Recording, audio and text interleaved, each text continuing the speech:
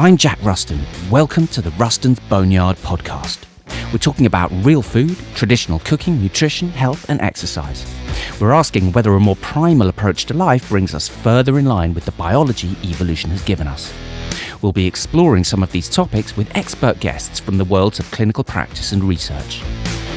I'm not qualified to give any sort of medical or dietary advice, and nothing in this material should be considered as such. The opinions expressed here are for the purposes of discussion only. Please consult a qualified medical professional before undertaking changes to your diet. And now, on with the show.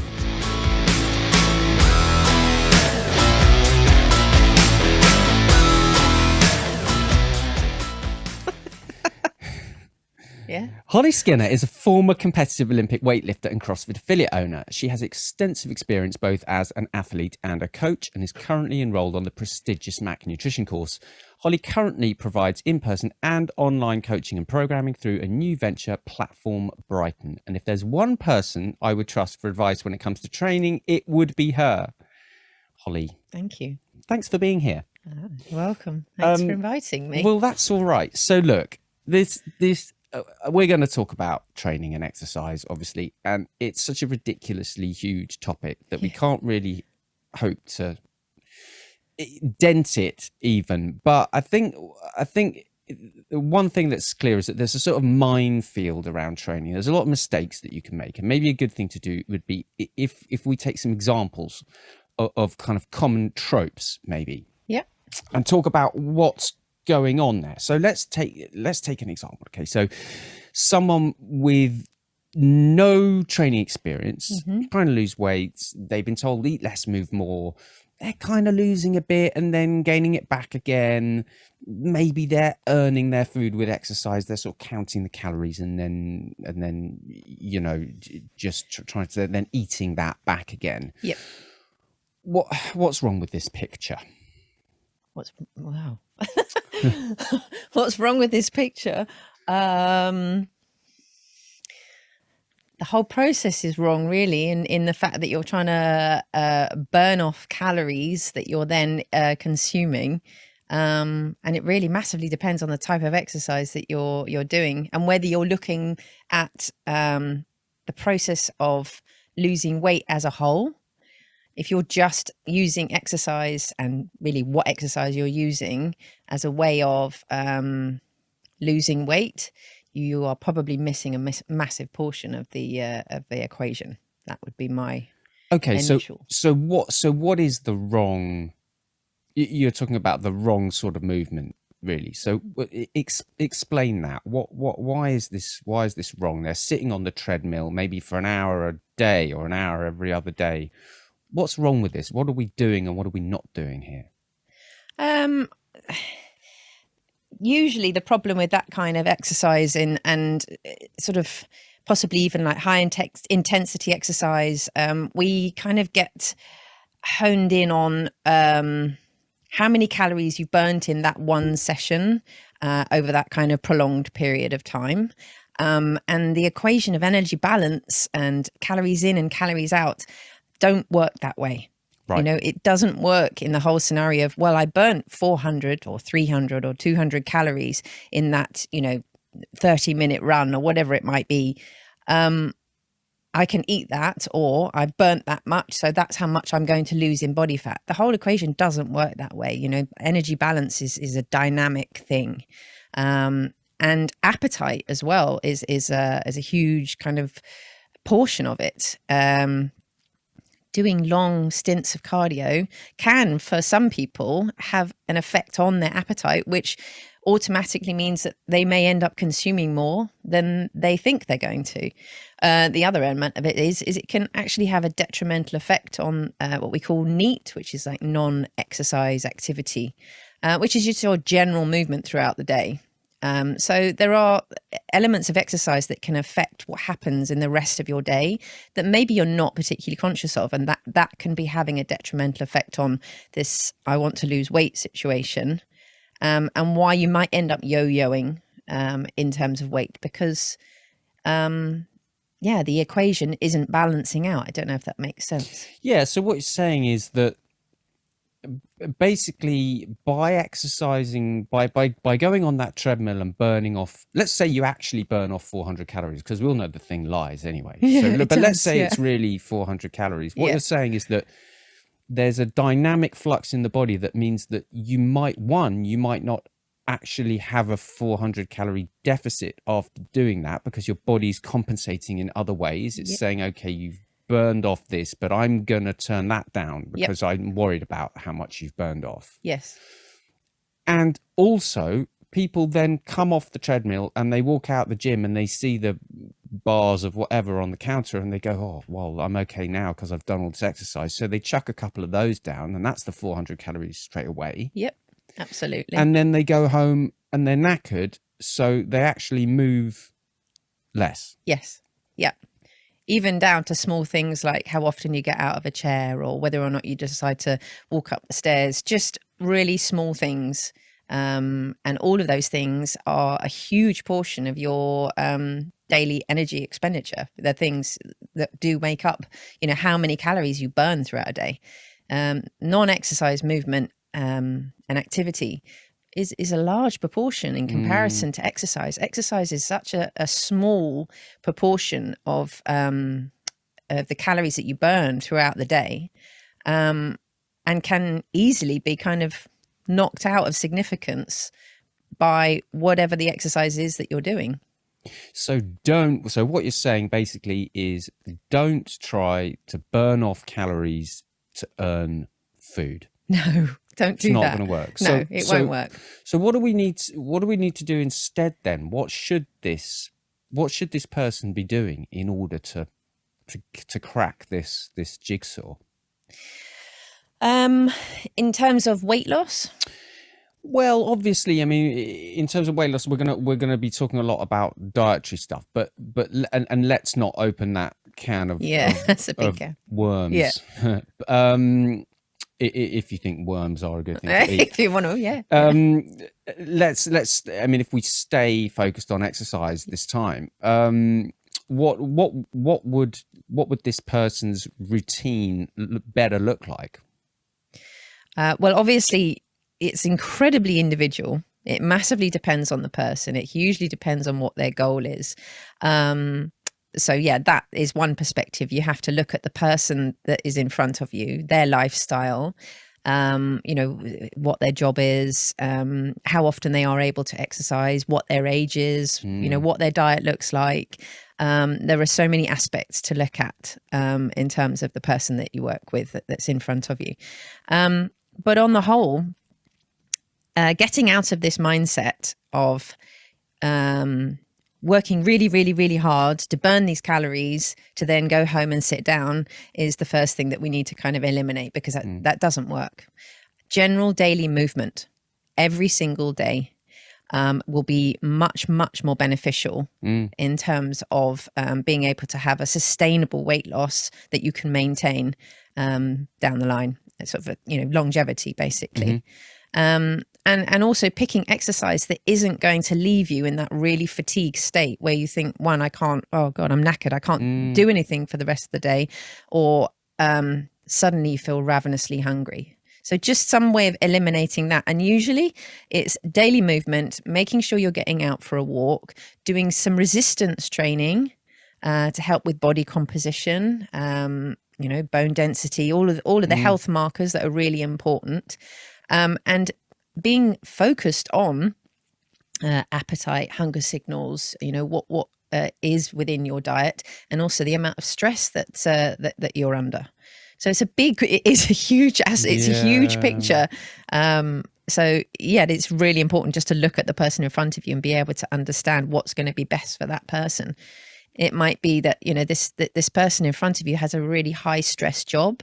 They're maybe in their 40s, so age is a big factor when it comes to exercise and how we have to adjust our exercise for our age, and down regulating and making sure that you're sleeping well, you're moving daily, and you're doing resistance training, and making sure that your nutrition is right. These are the only ways that you're going to have a sustainable weight loss.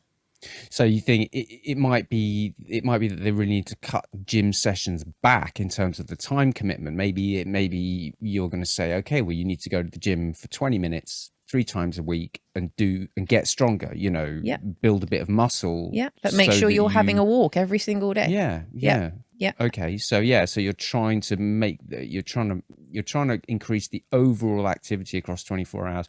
Yes. Not this kind of thing of get up in the morning, run for 6 miles and then not move for the rest of the day because Absolutely. okay. Yeah. Let's take a different example. Okay. Oh, sorry, were you No, going to say I was just going to say that, I mean, if you think of it in terms of a lot of people now have sedentary jobs where they're sat down most of the day, and then they have this idea in their mind, well, it's okay, I'm going to go to the gym for an hour and I'm going to do high repetition exercises, maybe for time or whatever it might be. And think that that's going to be a suitable way of maintaining their health, when actually that's probably doing them some it's not doing them justice, basically. It's more stressful, isn't it? It's Yeah. more stress. So Yeah. if you're what you're talking about is this big picture of if you're not sleeping and you've got a high stress job and your diet's not great and you're under all this pressure. Yep. Don't then make your exercise stress one of these very burdensome things. It needs to be more of a release, perhaps. Yes, it does. Absolutely. Okay. Yeah. You need to enjoy it. You do need to enjoy it. Yeah. And absolutely. You need to, it shouldn't be a mindset where we walk in the gym and we think we have to punish ourselves or put ourselves under, like you say, that kind of level of stress to get anything out of it. I think we have sort of... Yeah. Because it doesn't work better for weight loss, and it doesn't. Ultimately, it's unsustainable. Yes, so you're not going to do it anyway. No, you're not. Yeah. Okay.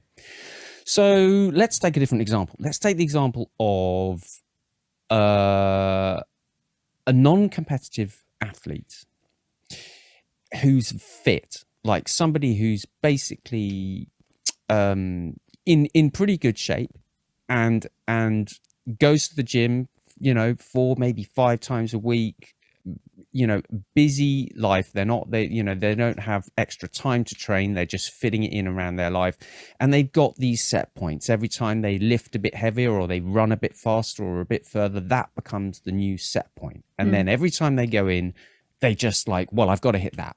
I did 150 kilos last week, and that's my new thing. And if I don't get that, then I'm not in the shape I should be in.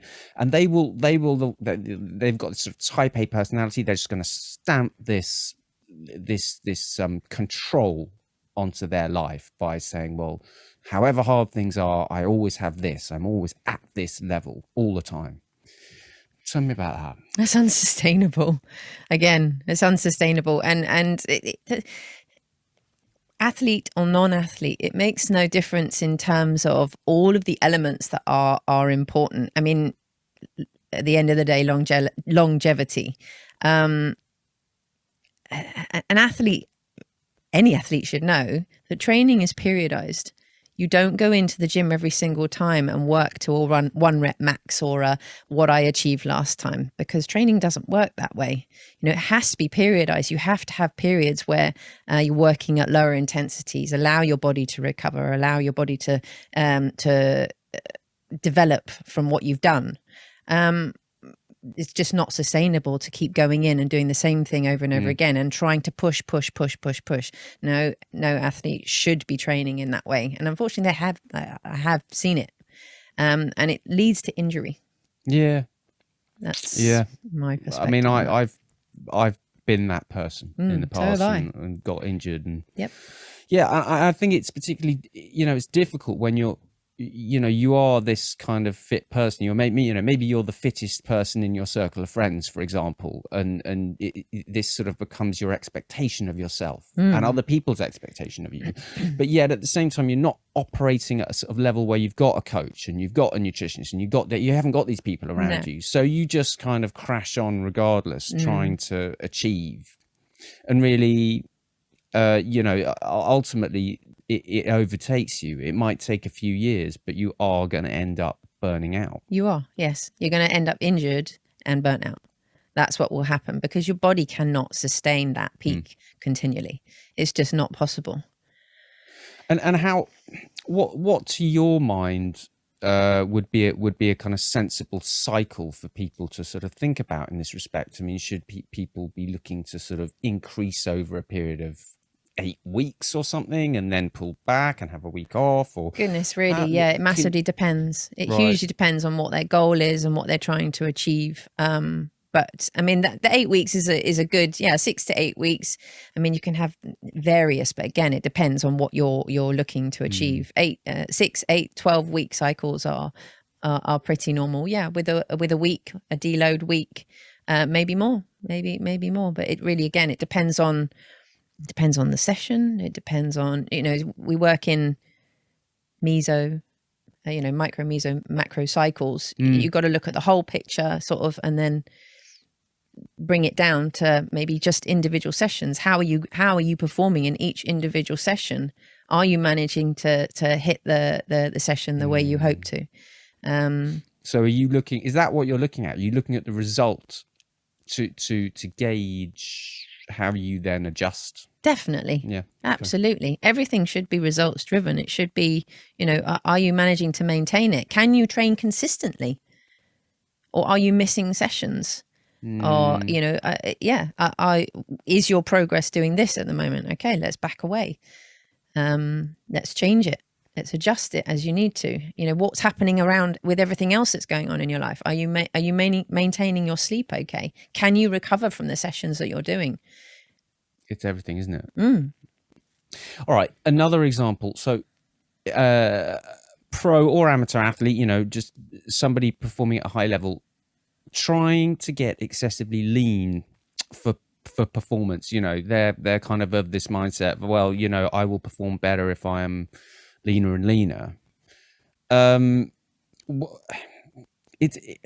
You can you can paint yourself into a corner here, can't you? Because you end up eating less and trying to, as you drop weight, your performance can suffer because you're sort of underfueled and your metabolic rate's dropping. So then when you eat more, you are gaining fat, and it's very hard to unpick this. Talk about this sort of thing. Okay. So, I mean, obviously there are different sports that require you to be lean, like bodybuilding, endurance sports, things like that, where, these things are an important factor.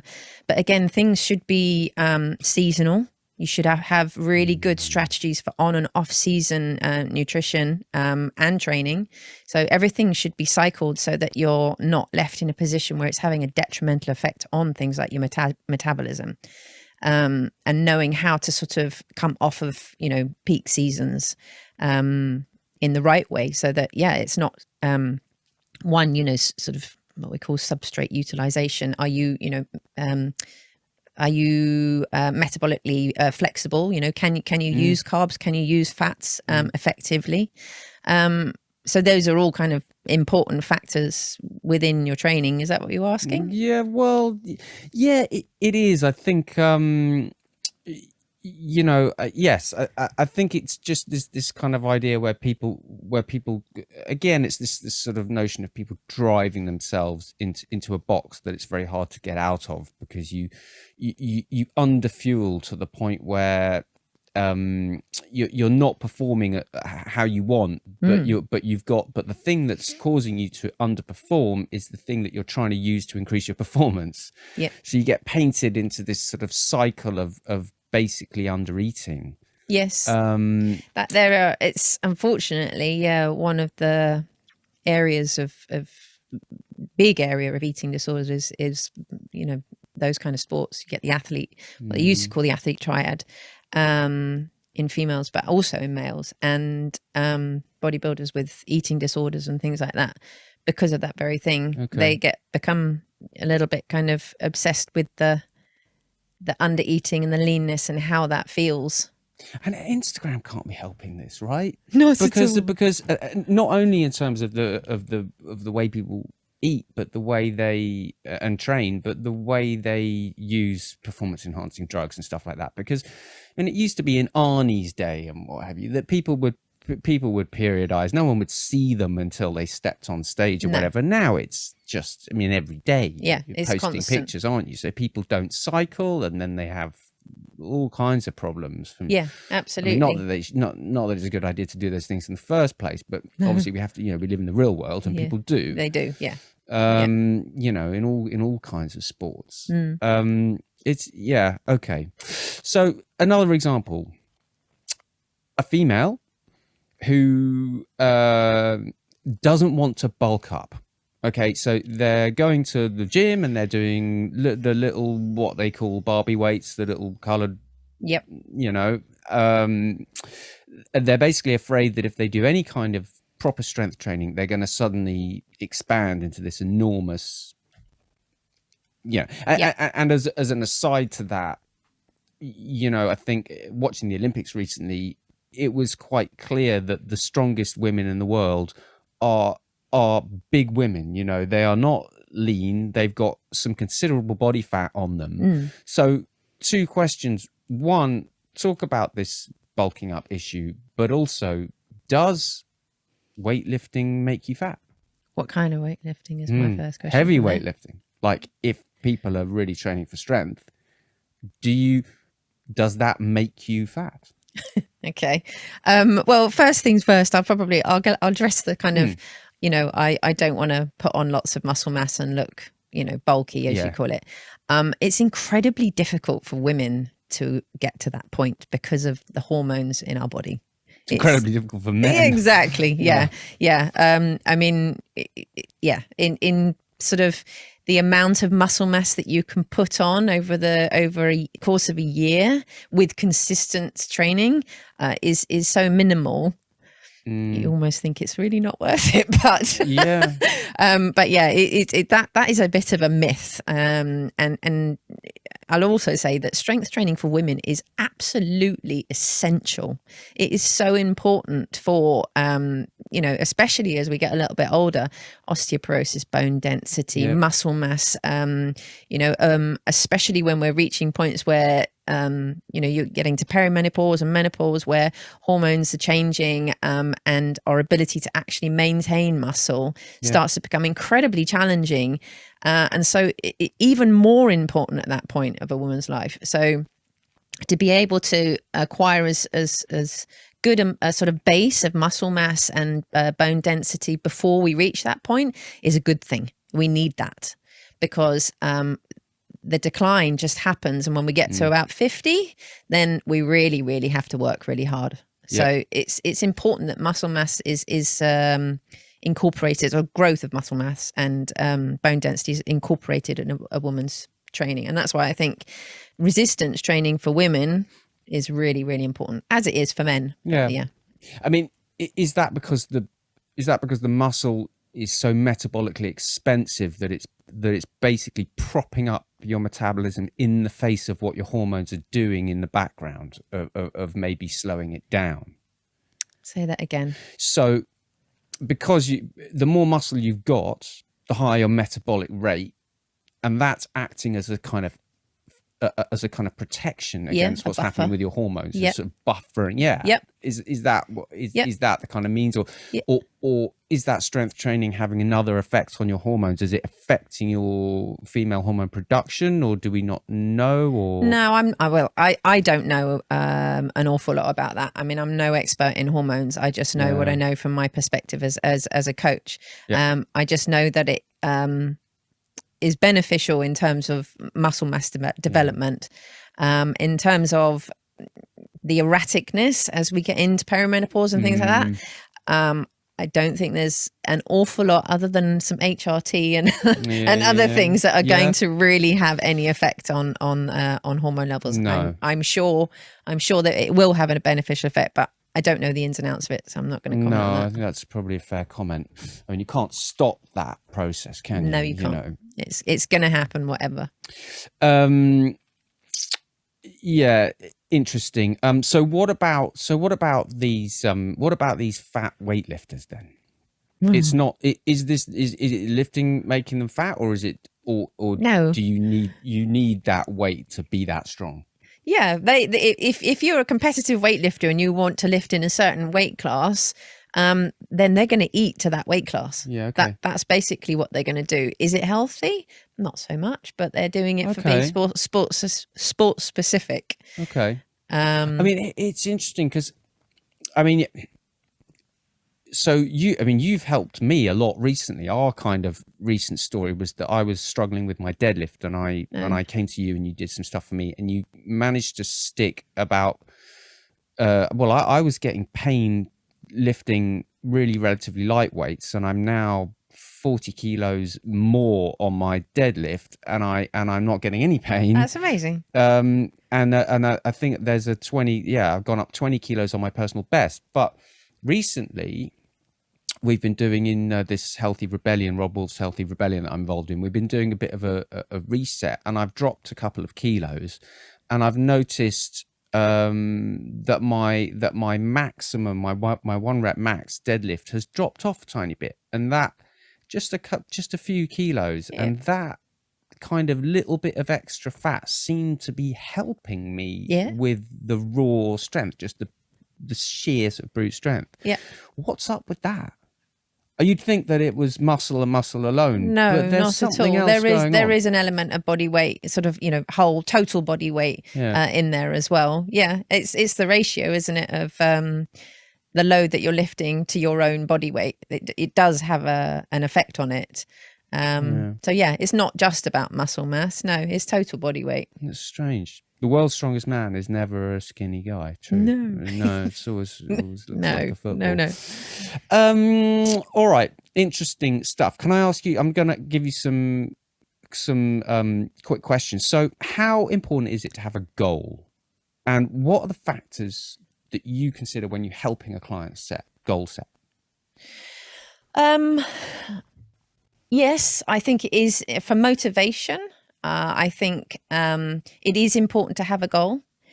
I think that process orientated goals are incredibly helpful over outcome orientated goals, because I think sometimes, especially when it's in terms of things like weight loss, we can become a little bit obsessed with the outcome, and maybe the outcome doesn't give you exactly what you were expecting. So actually having noticings of things that are changing throughout the process is a great way of keeping somebody motivated. So those are the ways that I would kind of help clients establish what their goals are, is we would look at the process along the way to the outcome. Okay. That makes sense? So you're breaking it down into smaller chunks. Yeah, basically. I guess with weight loss, it's an interesting one, isn't it? Because people kind of say, oh, well, I really want to lose weight. And then they go and they do some strength training, and, and they come back and they go, oh, I'm 2 kilos heavier. What have you done? And you go, yeah, but put the tape measure on. Yeah, exactly. And you're 2 inches thin around your waist. Yes, exactly. You may have got heavy. I mean, I think as well, when people do, like you said about the osteoporosis and stuff, when people do start eating properly, they do start eating proper protein, they do start training, their bones get heavier. It's like you might not change outwardly at all, but you are going to get heavier. Yes. As your body repairs and well, I mean, only obviously if people are deficient. Do we need a gym? Do you have to do you need a gym, or can you do it all at home? No, I don't. On a yoga mat. I think you can do some at home. I think that if you do want to actually sort of take strength training seriously, then there needs to be a space that has the equipment that you need to be able to do that. I mean, obviously, if you're lucky enough to have a space at home where you can actually have some equipment, then no, you don't need a gym. Like my kitchen gym. Yes, like your kitchen No, but gym. it's hard. I mean, I mean, we've got the pull-up bars and we've got some plates and kettlebells and stuff, but how many times have you looked at it and gone, oh, I'll do that in a minute.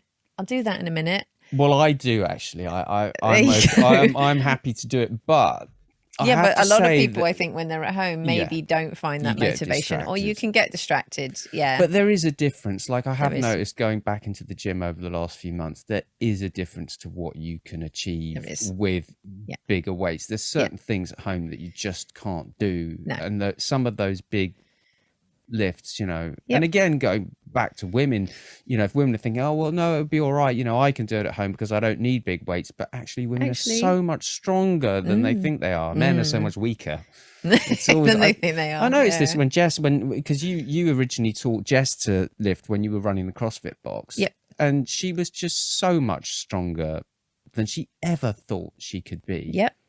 I mean, she's still I think her back squat's probably still better than mine. She's way stronger than she ever thought. Yeah, I know. I think that's a little bit of a notorious thing that we as women do tend to underestimate ourselves a little bit. And yeah, women are, as you develop, you kind of go, oh wow, actually I'm stronger than I thought I was. So yes. Well, particularly I guess you've got the advantage as well of that initial period of training, that initial 2 years, if you like.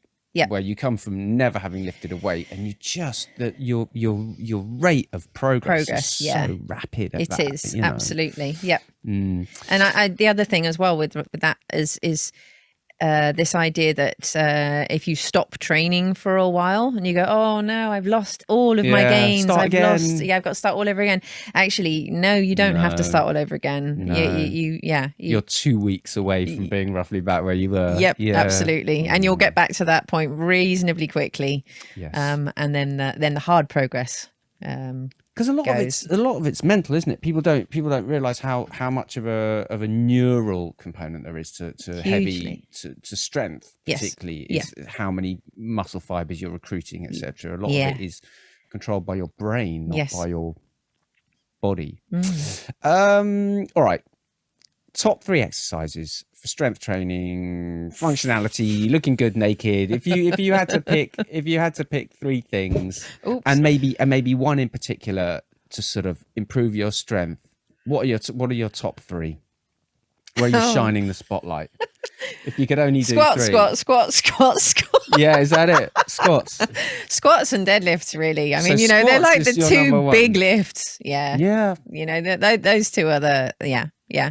But it's can you move your body in all the directions it needs to go?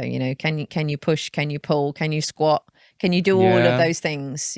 That's fundamentally it. If you can move your body in all the directions it needs to, then then you're doing all right. Okay. So if you can squat, you can deadlift, and you can do a 100-meter sprint. Yeah. You're basically. Yeah, you're all right. You're okay. All right. Yeah. Yeah. You're all right. And is there a kind of do you have kind of benchmarks against body weight or anything of what people might need to be able to do, or do you just ignore all that? You're like, well, look, you can do what you can do, and that's it. Or you're like, well, if you can deadlift twice your body weight, or if you can. I think those things are quite nice as benchmarks for people to sort of as maybe process goals. Like go, oh, okay, I'd really like to be able to deadlift 1.5 times my body weight or 2 times my body weight, and you go, okay, right, we can work that into your program as a goal. They're good process goals to have. We see a lot of kind of, particularly on the internet, there's a lot of people espousing different kind of formats of sets and reps and stuff. There's a lot of 5x5 and 3x10 and pyramids and this and that. Does that stuff matter? Does it matter? I guess to a certain extent, but again, it really depends on your goal. But those are definitely sort of the minutiae. It's like, essentially, it doesn't matter how many reps you're doing if you're missing training sessions. If you're training consistently and you're working towards a goal, maybe reps and sets and tempo and all of those kind of things, they play a part, but they are the minutiae. It's like the point is you've got to do something. You've got to do something, and you've got to make it fit with the rest of your lifestyle. Okay. And I suppose there's some degree of tailoring of rep ranges if you're doing hypertrophy versus strength, or of course, absolutely. Describe. Okay. Hypertrophy, you're doing higher repetition. And then strength training, you're coming down to the lower end and focusing more on the load. Okay. And how many is there a rep range that's just too much? Like, I was doing this blood flow restriction training for a while, and it was kind of sets of 30 with very short rests. So you're basically kind of doing these sort of sets of 100 reps in a funny kind of way. Is there any point to that, or is it? It's not something I've experimented with, I have to admit. So I can't give you any personal experience from it. I don't know. But again, for me, it would be look at the person in front of you. What's their goal? Is it going to get them towards their goal? But yeah, I haven't worked with that, so Yeah. not something I've actually really got any experience of. The other end of the scale for that is, how many people need to be doing 1 rep maxes? Not many. No, that's true. Not many people need to be doing single heavy reps of anything.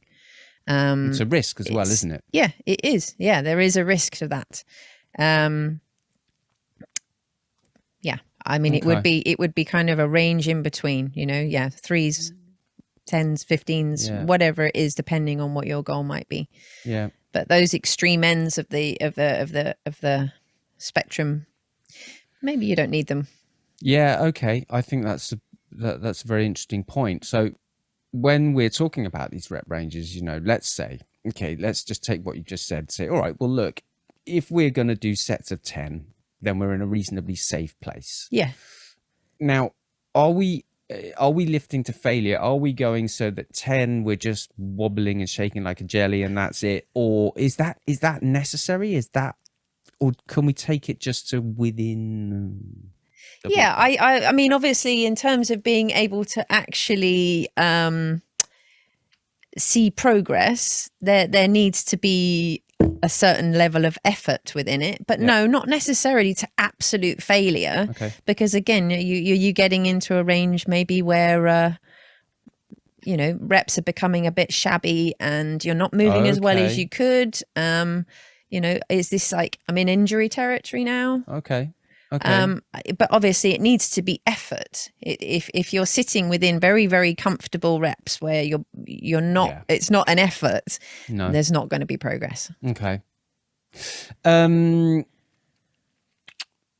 Eating and fasting. I mean, we're not going to talk about nutrition per se today, but do you train fasted? Do your clients train fasted, or do you find it's better to eat before, or do you have an opinion? Do you do pre-workouts with protein, or I don't pre-workouts in like what regard? drinks? No, I don't really do that. No. I have trained fasted. I used to train fasted actually on a regular basis when I was lifting. And actually, having said that, when I say I don't do pre-workouts, I would actually just train on coffee. So, which obviously is, Do you still do that? No, not so much anymore. Now I will eat before I train. Okay. But then again, it also massively depends on the time that I'm training. There is, I think there's benefits to both. There's benefits to training fasted. Fasted cardio, not so much. No, I'm not in that, not in the perspective of, I mean, yes, for sort of, again, metabolic flexibility. What they call train low, the fat burning, that's all good. But I mean, it's not like I have to train fasted to be fat adapted to burn fat. And this idea, yes, fine, I'm oxidizing fat, but that doesn't mean I'm burning fat, so I'm losing weight, which is, I think, the perspective that some people get wrong. Yes. They get this idea that, I'm burning fat, so that means I'm burning calories, I'm losing weight. It's not, that doesn't work that way. It's not what, you need to be thinking it more in terms of, you're going to lose weight when you're asleep.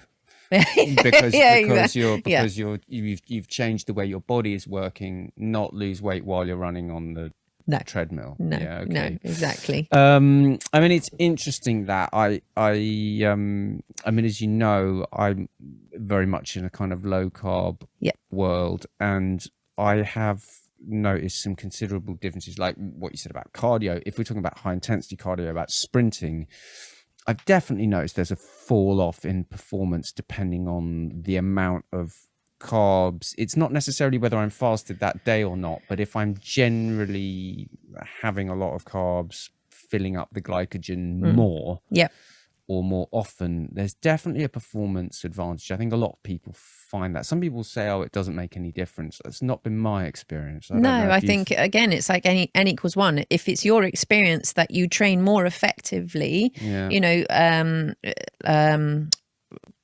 replenished, then that's going to be more beneficial than being glycogen depleted and having a training session that maybe isn't quite as effective. So it's got to be from that perspective. You do less. Pardon? You do less. So over the course of a year, you can say, well, with the carbs, I added X number of reps or Yep. sets Yep. over the course of a year. Yeah. Okay. Yeah. What should people look for in a trainer? If somebody was looking for someone like you, a coach, what would you look for? What would be the characteristics? I think that the most important thing is a coach that is going to, you're going to learn from them. That it's not that they're keeping some magic secret from you. Oh, yeah. They're actually being transparent with you and explaining to you as they go along, you know, what the process is, what you're getting out of it, why they're doing what they're doing, and leaving you in a position afterwards when you may want to go and do some stuff yourself to feel confident enough to go, do you know what, actually I've learned loads and I can go and do this myself. And that's what a coach should do. That's an interesting point, interesting perspective. Yeah, it's not just about how much they know, it's about how much they can impart onto that person and make that person feel empowered enough to go, oh yeah, I know a bit about that and I know about this, and I feel confident enough to walk in the gym and go, actually I can do a session and I understand why I'm doing what I'm doing. Yeah, particularly because I guess a lot of people come to training, one of their big insecurities is just going into a gym. Yep, hugely. And so if you can arm them with the knowledge that they need to feel accepted in that environment, there's got to be something good in that. Yes, absolutely. What does a day of your own training look like? What does a day of my own training look like? Short and to the point. Yeah. For me, I'm 47 now. I'm not competing at anything. Not. I am. I'm not competing at anything anymore. Okay. I still enjoy a little bit of weightlifting, but I don't do very much of it at all. For me, it's about exactly as I just explained. I want to maintain muscle mass. I want to enjoy moving.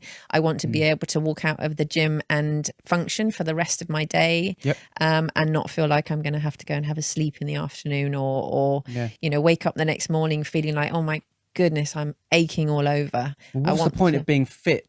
What's the point of being fit if the thing you're being fit for, in other words, your life, you're not able to take part in because you're too tired from being fit? Exactly. Too fit. Yeah. I'm so fit. I'm so fit. I have to go to sleep in the afternoon. I can't do anything because I'm too fit. Yeah, that's it. I'm too brilliantly. I can be amazing for the hour I'm in my gym. Yeah. Other than that, no, I'm just smashing really tired. You'd have to have a T-shirt that said what you did in the gym that day so that everyone would know. No. I'm tired because of this. Yeah. No. Yeah, I'm tired because I smashed it earlier. Yeah.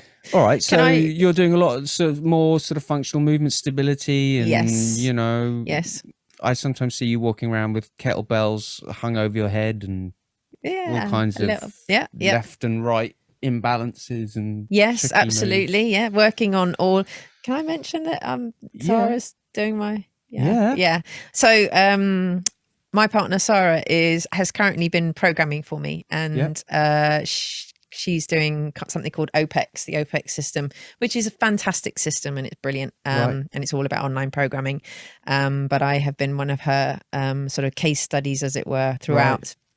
And so she's been programming a lot of functional kind of movement for me. So full body resistance training that, works on sort of those imbalances. And, my goals were to maintain my Olympic weightlifting, but only because I want to enjoy it. And adding in all the elements that are important for being able to do all of the patterns that I need to do throughout life. So that's cool. Yeah. So with Sarah, so she's doing OPEX, and you're obviously an accomplished coach, and you're doing the Mac Nutrition course. So there's a new business coming with both of you. Yes. Tell me. Yes. So we are opening a small space in Brighton that will be doing small group personal training and online programming and nutrition. Obviously run by the pair of us. What's it called? It's called Platform. Platform. Yes. So it's Platform. And where can we find you and Platform? What are the various links that we need? Oh goodness. Okay, so Insta? You on Instagram? Yeah. It's Platform BTN. Platform BTN. At Platform BTN. Okay. Yep. What else do you need? Are you at Holly Platform BTN? Yep. Yeah. I am. Yeah. And she's at Sarah Platform BTN. Okay. Yes. So we'll put all these links. Okay. Anywhere else where we can find you? That'll be it, won't That's it? Is there a yeah. website yet? Literally just been organising it and sorting it out today, so it's coming. Yes. So we'll put all that in, and if anybody wants to come and find you, they can just message you and maybe book some online programming. Absolutely, yeah. Brilliant. Yeah, That's for sure. so cool. Thank you so much for coming and Thank you for digging inviting me. into all of this wonderful stuff. It's literally like you say, we scratch the surface. There's so much. There's so much. Well, will Yeah. you come back?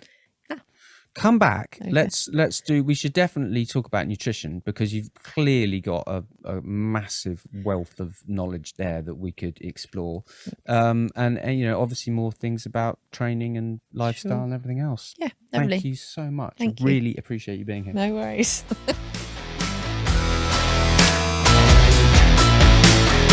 That's it for now. Come and find me on Instagram at Ruston's Boneyard and at www.rustonsboneyard.com. Keep cooking.